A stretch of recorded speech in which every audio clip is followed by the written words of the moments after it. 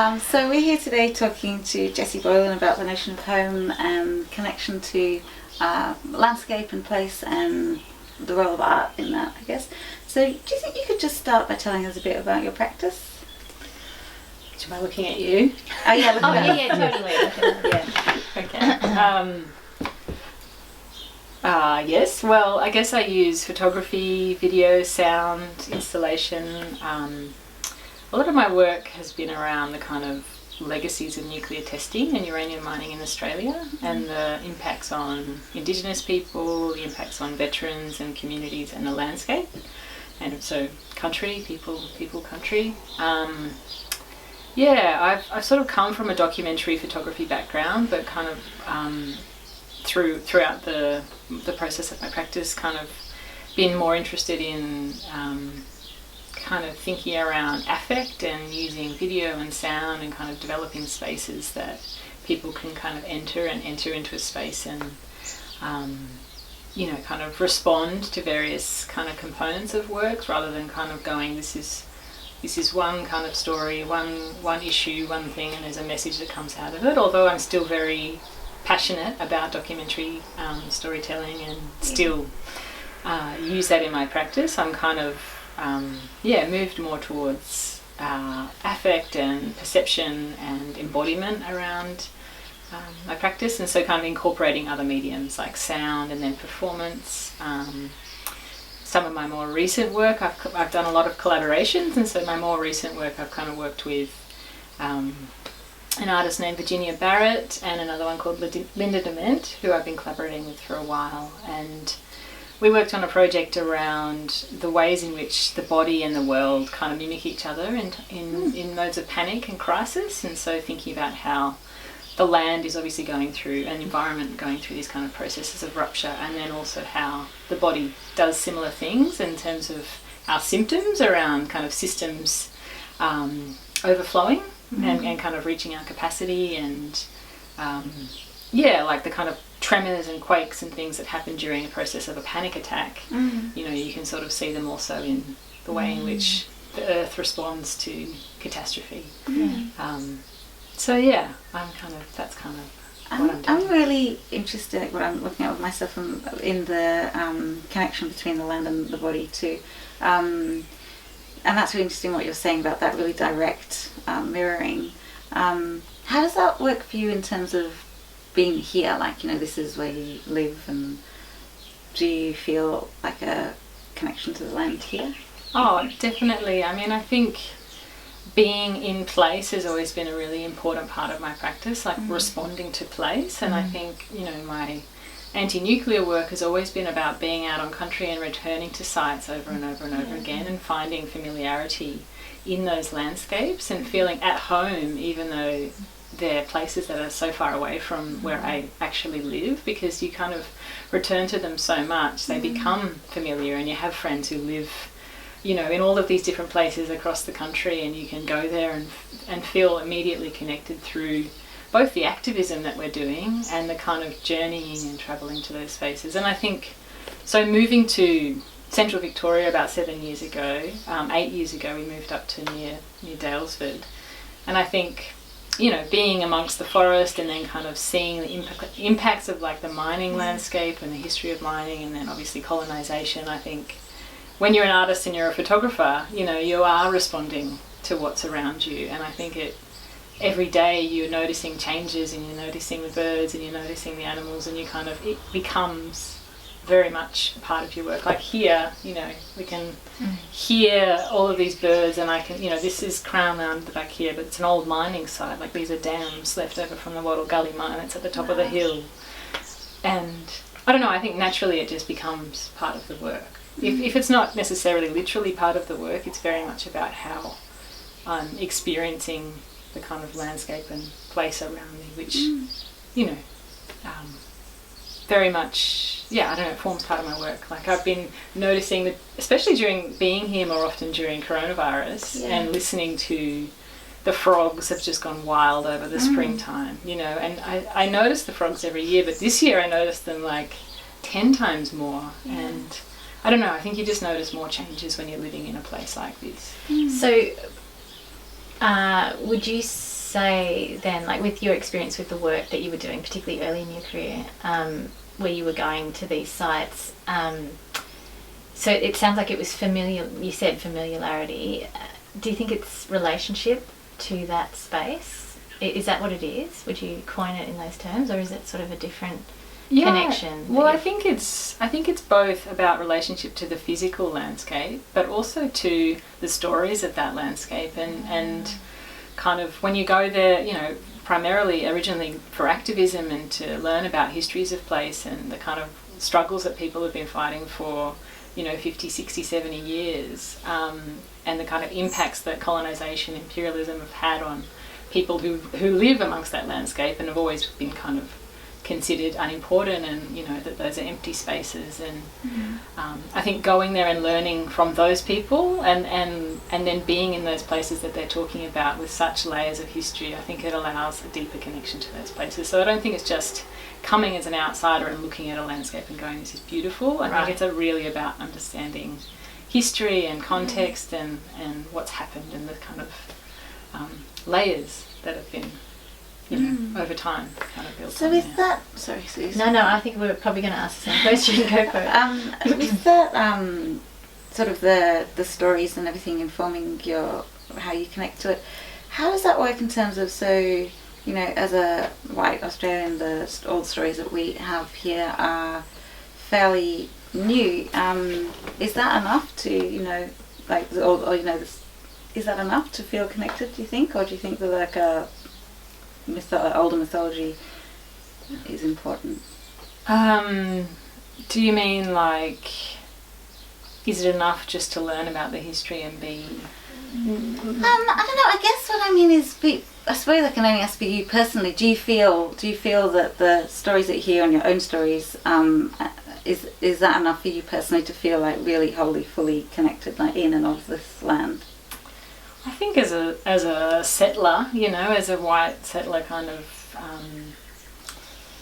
person, I don't think we can ever fully feel like, you know, this is our place. But I think to find connection and to act and live and learn about the places that we're on, and to try and, you know, engage with that history on a daily basis, or, you know, connect with people whose land this is, you know, and learn about their lives and learn about the place that we're living in. I don't think it's like enough and done, I'm sorted now, I've done my job, but I think it's a constant process, and that sort of that process of that daily process is, I guess that's sort of maybe part of what home is too. It's like that ongoing processing of your place in it, sort of thing, maybe. Oh, for sure. Yeah, I mean, I don't know, I think we all kind of have a duty to learn about where we're living, and I think that for so long we're not really taught about the land that we're living upon, especially growing up white in this country. Like, it's only if you have Aboriginal friends or, you know, connection to those people, places, that you do think twice about where you are. But you know, but I think living in places like this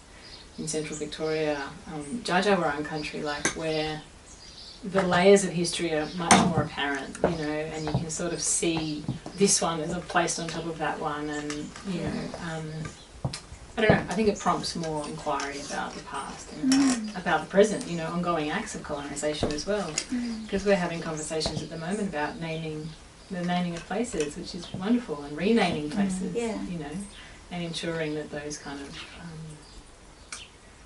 languages and words are embedded in the presence of now, rather than just in ideas of the past.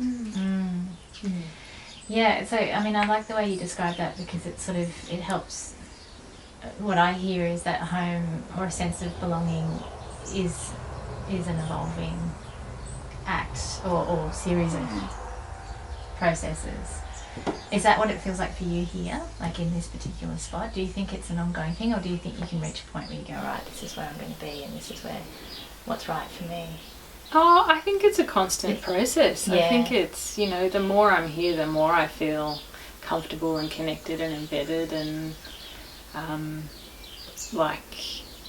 you know, the community builds, and your kind of strength and connection to place is deeper, and you're learning more as a constant process. But I don't think it's ever necessarily resolved as white people in Australia. It's like there's always going to be a tension, isn't there? Yeah.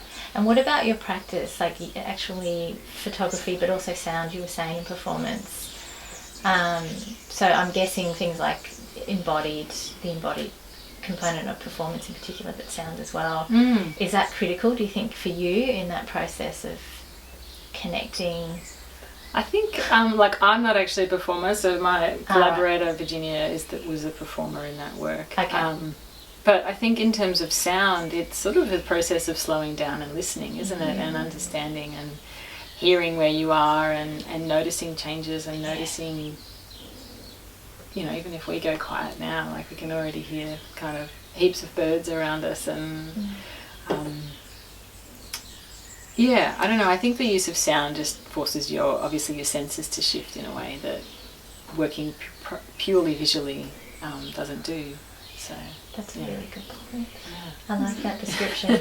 And the slowing down is critical too, isn't it? Pace. And you have to be quiet, and you have to be meditative, and you have to sit in spaces and wait for things to come. You know, we can't force anything, and you can't create it. So it's really great. Yeah, that makes me think of something that I've been reading for my work, which is a writer called Alison Whittaker, who has this idea, you might not have heard about, just like with the colonial history, that you need to just sit with it and just be quiet and just stop, like, you know, being like, oh, is it okay? Which I'm doing. I do that. She's like, just sit. Yeah. I really like that. Even though I can't do it. Yeah, totally. Listening. Yeah, well, some of my more recent work, again with Virginia and Linda, is about like kind of deep listening, but geological listening, and so kind of like, you know, really having to sit in spaces for long periods of time to notice any shifting that vibration. I love that. I think that's something really important in that, in terms of connecting with a space. It sounds like you bear some of the stress then too, like you know, like that it is demanding something of you in listening and just even enduring the awkwardness of your situation if you're not sure that you are connected or whatever those feelings are. Well, I think it just requires you to, you know, I think we're, like you said, like we're constantly trying to kind of create and make and like do things immediately and have a response and have a kind of something to show, and I think these processes just force you to kind of like relinquish a little bit and be like, it's okay. You know, let go. There's this book which I just finally got in the mail today, but it's called The Colonisation of Time, which is sort of looking at kind of that, like the idea that with colonialism we've brought our time, our way of understanding time, and I think that ties back to that, because our way of time is very, you know, outcomes. That's what I'm looking for. Totally. Production and producing things. Ticking boxes. Industrial. Is it useful? Is it of value? And an anxiety, there's sort of a fundamental anxiety in that. Yeah, for sure. So what about, so we've sort of talked a bit about like the land in sort of like an abstract way, but if we bring it back specifically to like your home, like, you know, this studio or your house or whatever, so that you feel at home here, it sounds like? I think probably in the last 3 or 4 years, I found myself feeling more connected to, or more like home has become incredibly important to me, like, and possibly that's through processes of personal like rupture and kind of, you know, stress and grief and things, and I think finding a place where you can be embedded and be grounded has been so important, and I think that's kind of shifted my, you know, because I'm quite happy as someone who's on the road and travelling, and like I said, like there are lots of places in this country where I feel very comfortable. I mean, many places across the country. That's a great thing. But yeah, to return home and to feel like there's a connection there, I think that's pretty special. Do you think that is something that's come with age, or do you think that there, like you mentioned a whole lot of factors that may have, like, is that just through the course of life, or do you think that's something specific for you right now? Or? I think it's about growing sense of community and connection to place. So it's like, as you feel more connected to other people who are also in this place, it allows you to be more kind of like connected to the place, because there's like a strength in, you know, all of you being here, and but also having children and watching them, you know, both of them, well, one of them was born up here, but, you know, watching them kind of form their own communities and their connection to place. And, you know, like I love watching my kids in the bush, you know, they're so comfortable in the bush, and like navigating where they are, and being dirty and muddy, and like knowing exactly, we've got all these different names for places in the bush that are ours, you know, our names that we've called all of these different places. And I think that helps us feel really connected to this place. Yeah. Your move, you were at Dalesford first. There was obviously something that drew you to this spot. Was, like you mentioned, that sort of broader sense of history that was accessible here. But I'm guessing the community as well. Yeah, well, we were in Bellato, so it was just outside of Dalesford, and it was very isolating. Like it was beautiful. We lived on the edge of the Wombat State Forest, but you know, we're living in a little kind of 2-room shack and had a small baby, and you know, it felt like you were living on a ship at times. It was so windy, like up there, and yeah, we just, I mean, it's just too isolating to have a small child and live kind of so far away from, you know, to have to drive like 20 minutes to see anyone, like, and then, you know, we already had friends who lived here, and my ex-partner grew up in Central Victoria, so she always wanted to return and live. Yeah. It's you're in a really good spot because you've got, I mean, we're just surrounded by the sounds, as you're saying, in wilderness, and yet you're incredibly plugged into town, I'm guessing. Yeah, and I think also, I mean, it's interesting that during COVID I've found more connection with community and more people around. Was that online?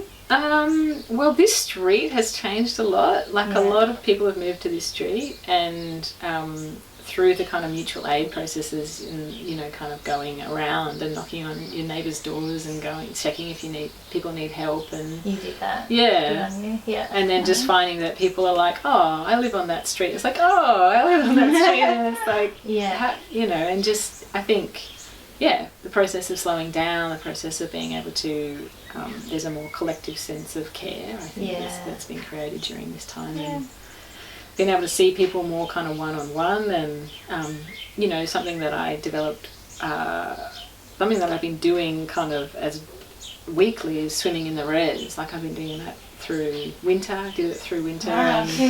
And, a couple of friends of mine started doing that like till this time last year, and we're like, let's do laps in the res rather than just like jump in the res. I've heard about you. I've heard about a group of women who are doing this. It's you guys. All women. Oh, really? Yeah. Okay. Yeah. But we decided, when obviously in March, when the pools and things were starting to shut, that we were like, we have to be in for the winter. Yeah. You know? And so we all started buying the paraphernalia and the wetsuits and my gosh. What's it like in there? It's beautiful. Is it? Yeah. Is it really Arctic or? It's very cold. It gets down to 7 degrees. Okay. Yeah. That would really chill you. Yeah. Yeah. Yeah. You're hardcore. But amazing. Exhilarating. Did amazing things for my body, for my brain, and for connection as well. Yeah. Connection to place. You know, seeing that place like 3 times a week, you know, at 6:30 in the morning, 7 o'clock in the morning, you see so many changes, and you see so much happen, and, you know, seeing the seasons at the reservoir. It's like, also that again, that's that thing of the connection to place coming directly through the body. Exactly. Which I love that. Yeah, exactly. It's the body, but I'm also thinking, because I'm interested in sort of material engagement, which is different, but it's touch, isn't it? And it's sort of the body, obviously too, but you're immersed in water. Yeah, and it's breath, and it's another process of having to slow down and think very much about what you're doing and how you're moving through a, you know, very cold at times. Do you think you'll keep travelling for your work? Yeah. You will? Yep. Yeah. Well, my PhD and the work that I'm working on at the moment is based in Tasmania, in Cape Grim in northwest Tasmania, so I'll be going there a fair bit. So you'll be factoring that in? Yep. I guess the thing about having good roots is you can head off, can't you? Exactly. I'm incredibly lucky and so privileged to be able to have a home that I can return to, and that it's stable and and very welcoming when you come back. Yeah. Tell us about your PhD, because we haven't heard about that. Well, it's I've only just started, so but I'm looking at kind of the concepts of slow emergencies, in particular slow climate emergencies, and things like atmospheric changes and impacts of climate change on environment, on the ocean, on the air quality, obviously, that we're living in, and the kind of I'm looking at two key sites. One which is in, like I said, in northwest Tasmania, at a place called Cape Grim, which the CSIRO and the Bureau of Meteorology manage a air monitoring station there. It's the cleanest air sources in the southern hemisphere because of its location. So it's got what's called baseline air, so it's untainted by cities. So they can measure the levels of all greenhouse gases there, so they can see how things are changing over time. And obviously they've been doing that monitoring for 40 years. So that's a kind of slow science that they've been really committed to kind of seeing the atmospheric changes in the southern hemisphere and, impacts of fossil fuels and burning oils that they're very much related to those specific oils and man-made or, kind of rather than natural processes of climate change. I'm using sound and video and photography, and I'm working with those scientists to kind of think about different ways that we can address climate change and issues of global warming but by using those so Cape Grim and then another site on the Port Phillip Bay in Aspendell, which is just where CSIRO's headquarters is and their labs are. So I'm really interested in the kind of scientific processes of monitoring as well as the landscapes kind of that those places are. So you have an interest in science, obviously. You wouldn't be signing up for this if you didn't. Well, I think that it's one of those things that it's like, it's so important and so integral, and so many scientists are doing so much work around climate change, yet the kind of knowledge or the concepts still feel really out of reach. Yes. And so I'm not necessarily particularly scientific or really understand it, but I'm fascinated in how all this work is being done, yet it's hard to kind of grasp, and it still seems very abstract. And so as an artist, I'm interested in how you can kind of understand and learn from scientists, but address those issues from a different angle, a more kind of affective or emotional kind of space. Have you done this before? Have you done work where you've tried to convert sort of potentially inaccessible information into a sensory or affective or... Well, this work just prior as well, Rupture, was about panic and anxiety, and so the performer themselves has had a panic disorder since they were a child, and so their kind of performance is all about performing panic. But I also collaborated with a trauma-informed psychotherapist who's obviously seen many people with different kind of traumatic histories and how it gets embodied or comes through the body, and so learning about the kind of different ways in which it manifests in people's lives and trying to understand that and turn that into kind of perception and affect. And but prior to that, all my nuclear stuff is, there's so much science in anti-nuclear work and the impacts of nuclear testing and the kind of things around plutonium and radiation, and we're always working with scientists to try and understand how it physically affects the body, like how kind of intergenerational impacts of radiation sickness and poisoning impacts the body and the landscape. And so always trying to understand enough to be able to communicate through different modes through art. So with the video photography practice, is that, in terms of your, you've got a connection to this place and everything, do you think that your actual, making artworks informs that connection? Like, do you think that if you weren't taking photographs, you would feel the same way about being here? Oh, I think so. I don't know. It's hard to say. I think that we all live here for a very specific reason, and it's to do with the land and to do with the landscape and the community, and I don't think it would matter what medium I was working in. I think that it would all... Would you need to have a medium? Like if you weren't making something... Well, basically what I'm trying to figure out is how important the making is in terms of belonging in a place. And I would add to that, sorry Helen, to No. piggyback off your question, but the creative process too. Like, do you think there's something in that, and maybe, you know, therefore something that might be lacking, or, you know, something that people can use to access this?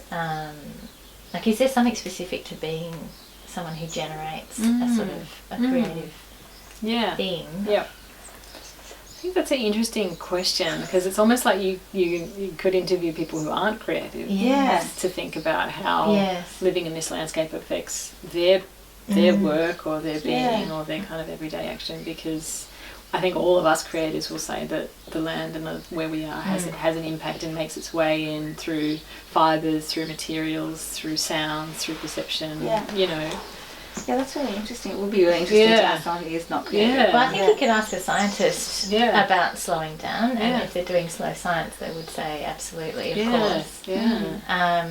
But I just wonder if there is something about creativity, or you know, the broad spectrum of creative acts that you could engage in. That, well, maybe you've already articulated a couple of things. One being maybe slowing down, tuning in. Maybe also taking responsibility in some way for the generation of something. Like, I guess if you're putting something out there, you've got to make a choice as to what nature. I don't know. Anyway, it's it's an interesting. Yeah. I'm not really sure how to answer it. Well, there's something about this community too, isn't there? And you know, like, it's full of people who are engaged in all sorts of interesting activities, and you know, there is a really nice sensitivity to broader issues. Yeah. Which is why we're all attracted to living around here. Exactly. What is it about collaborating that? Yeah. What draws you to collaborating?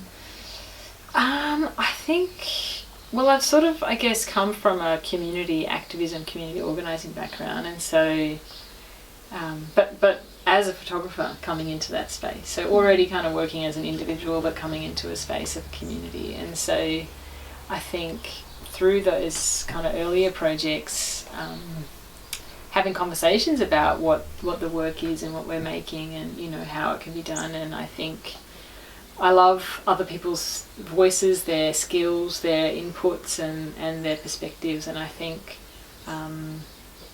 when I was actually, so I didn't really collaborate, I've always, with this Inhabited project, this one, which was done while I was in my second year of uni, I collaborated with a radio producer, so it was very kind of, you know, basic, like they interviewed people, recorded their stories, and I took the photos, like, and it was an exhibition where you could hear both and see both, but I just loved these multiple aspects to making work that I didn't have on my own, and I don't know, I guess I'm not super interested in, like, being an individual artist and, like, my kind of authorship over work, and I love also the weight of a project being carried by multiple people as well, because the kind of pressures that are on, you know, an individual artist to, like, create an amazing body of work and be a sole kind of genius is, like, not really, I'm not really interested in that, and I think that just people have so many skills and so much history and knowledge, and, you know, the two people that I collaborate with a lot now, Linda and Virginia, like, they're both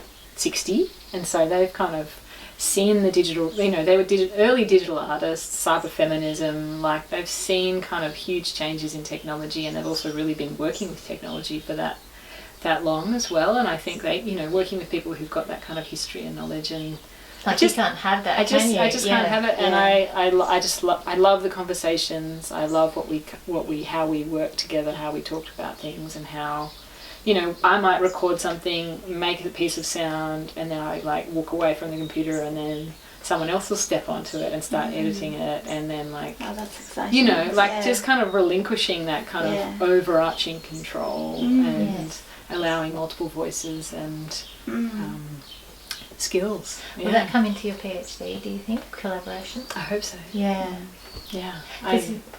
Sorry. I will always incorporate, like, I often go, I can't do this particular thing, like, how can I, you know, bring someone in to help me?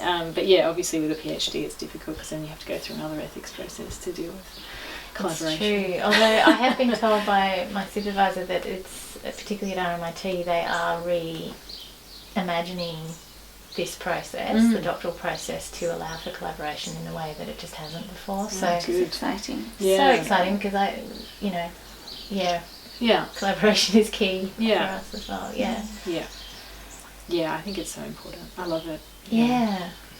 But particularly those themes of the, very Western idea of a solo source, which just seems so critical, doesn't it, to the way all those narratives have worked up until now, which is singularity, mobility, dominance, obviously, but just that idea that it's all within you. And exactly. And that you're not constantly drawing from others and drawing from things that have happened before you. And that actually, if you are, then that's a bad thing. Like, if you want to say, like, exactly. Or is it, the hidden exploitation of where you're getting things from. Exactly. Do you reckon we've sort of covered most things that we wanted to? I think that is great. You've given us lots of beautiful so things. much to think about. Yes. Thank you so much, Jessie. Thank you. It's really including lovely me. to talk to you. I'm good to talk to you.